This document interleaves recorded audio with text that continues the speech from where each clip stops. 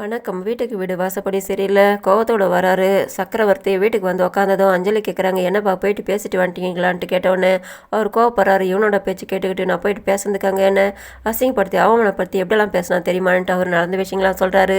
அப்போ இவர் சொல்கிறாரு, எங்கள் அப்பா அது மாதிரிலாம் பேசியிருக்க மாட்டான்ட்டு. அப்போ நான் போய் சொல்கிறேன்னு சொல்கிறியா? அங்கே நான் இவ்வளோ நாளாக எவ்வளோ வருஷத்தில் யாருமே என்னை அந்த மாதிரி அவமானப்படுத்துனது கிடையாது, இந்த மாதிரி போயிட்டு நின்னது கிடையாது. உனக்காக போயிட்டு அங்கே பேச போனாக்கா அவன் என்னை அவமானப்படுத்தி அனுப்புகிறான். இவன் பேச்சு கேட்டு அங்கே போனது தப்பு. ஆனால் மற்றவங்கிட்ட நான் சொல்லிகிட்டு இருக்கேன், இந்த கல்யாணம் நடந்தே நடக்கணும்.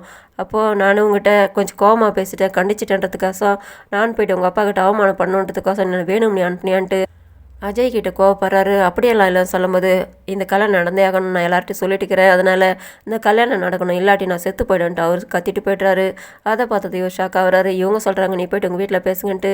எங்கள் வீட்டில் தானே ஏற்றுக்க மாட்டாங்களே அப்படின்ட்டு. நீங்கள் இந்த மாதிரி சொல்கிறீங்க, அப்பா செத்துருவேன்னு சொல்கிறாரு. அப்போ நான் தான் அவங்களை நினச்சிக்கிட்டு இருக்கேன், அவங்களுக்கு எம்எல்ஏ இஷ்டம் இல்லையா? இப்போ என்ன பண்ணுறது, வேறு வழி கிடையாது. உங்கள் அப்பா அதை அவங்க அண்ணி பேச்சு கேட்பாங்கன்னு சொல்கிறீங்களா, அதனால் அவங்க அண்ணிக்கிட்ட நீங்கள் போய் பேசுங்கன்னு. இவரும் வந்துட்டு பார்க்கில் உட்காந்துட்டு அவங்க அன்னிக்கு ஃபோன் பண்ணுறாரு, அவங்ககிட்ட பேசணும், வர முடியுமான்னு கேட்டவொன்னே வர நீட்டி அவங்க ஃபோன் பண்ணிட்டு திரும்புகிறாங்க.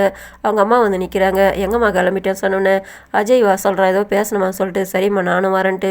அவன் சாப்பிட்டானே இல்லை தெரிலமான்ட்டு இவங்களும் சாப்பாடு எடுத்துகிட்டு வராங்க. வந்து பார்த்தோன்னே இவங்க கட்டி பிடிச்சிட்டு அழுகுறாங்க ரெண்டு பேரும். அதுக்கப்புறமா அத்தை நீ போனதுலேருந்து சரியாக சாப்பிட்லான்ட்டு இவங்க சொல்கிறாங்க. ஏம்மா நீ இப்படி பண்ணிக்கிட்டு இருக்க, சாப்பிட வேண்டியது தானே சொல்லாமல் நீ வெளியில் என்ன கஷ்டப்படுறியோ? அப்பா உன்னை பற்றி பேசினாலே அவர் கோவப்படுறாரு, திட்டுறாரு, சண்டை போடுறாரு. அவர் மீறி என்னால் ஒன்றும் பண்ண முடியல. எனக்கு நீ என்னன்னா வெளியே வந்து எப்படிலாம் கஷ்டப்படுறியோன்னு எனக்கு கஷ்டமாக இருக்குது, நீ ஏன்டா அப்படி பண்ண? அவர் அந்த மாதிரிலாம் பண்ணுற அளவுக்கு பேசுகிற அளவுக்கு நீ ஏன்டா வச்சுக்கினேன்? எது ஒன்று நீ என்கிட்ட சொல்லனாலும் அன்னிக்கிட்ட சொல்லியிருக்கலாமே சொல்லும்போது அந்த மாதிரிலாம் நடக்குன்ட்டு நான் எதிர்பார்க்கலாமான்ட்டு ரெண்டு பேரும் அழுகுறாங்க. இவங்க சாப்பாடு ஊட்டி விட்டுறாங்க. அதுக்கப்புறம் இவங்களுக்கும் இவரும் ஊட்டி விடுறாரு. அப்போ இவர் சொல்கிறாரு, முக்கியமான விஷயம் பேசுகிறதுக்காகத்தான் வர சொன்னேன். அஞ்சலியோட அப்பா எனக்கும் அஞ்சலிக்கு கல்யாணம் பண்ண வைக்கணும்னு சொல்லியிருக்காரு, அதனால் உங்கள் வீட்டில் போயிட்டு பேசுன்னு சொல்லியிருக்காரு. நான் எங்கள் அப்பா கிட்டே பேசுறது, அதனால தான் உங்ககிட்ட பேசலான்னு வந்தேன்ட்டு. அதுக்கு அவங்க அண்ணி சொல்கிறாங்க, அப்பா கிட்ட வந்து பேச சொல்லலாமேன்ட்டு. அது கூட வந்துட்டு அப்பா கிட்ட அவர் வந்து பேசியிருக்காரு, பெரிய பிரச்சனை ஆகிட்டுக்குது, சண்டைலாம் ஆயிருக்குதுன்ட்டு. அதை கேட்டு இவங்க ஷாக்காராங்க. அப்புறம் வேறு என்ன பண்ண முடியும்னு சொல்லும்போது, நீங்கள் தான் நீ அப்பா கிட்ட சொல்லி எங்களோட கல்யாணத்தை நடத்தி வைக்கணுன்ட்டு.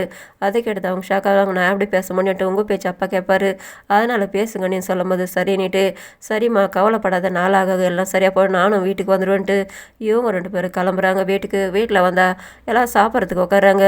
அப்போது கண்ணன் கிட்ட அவங்க பாட்டி வீட்டில் இருக்கிறவங்களாம் கேட்குறாங்க, வேலை கற்றுக்கிட்டியா போயிட்டுன்ட்டு. அவர் சொல்கிறாரு, எனக்கு அங்கே போனோன்னு ஏசி சைலண்ட்டாக அந்த தூக்கம் தான் வருது பாட்டின்ட்டு கிண்டல் பண்ணி பேசிக்கிட்டு இருக்காங்க. எப்படி பண்ணிகிட்டு இருந்தா எப்படிடான்ட்டு. அப்போது அப்பா திட்டினாரான்ட்டு. அப்பாவுக்கு எங்கே, நான் லேப்டாப்பில் விளையாடிட்டு இருந்தேன்ட்டு.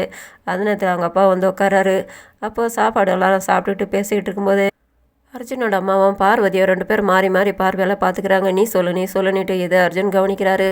அப்போ இவங்க சொல்கிறாங்க, நானும் உங்ககிட்ட பேசினேம்மாம்மா அஜயை பற்றினிட்டு, அவனை பற்றி பேசுறதுக்கு என்ன இருக்குதுன்ட்டு இவர் கேட்குறாரு.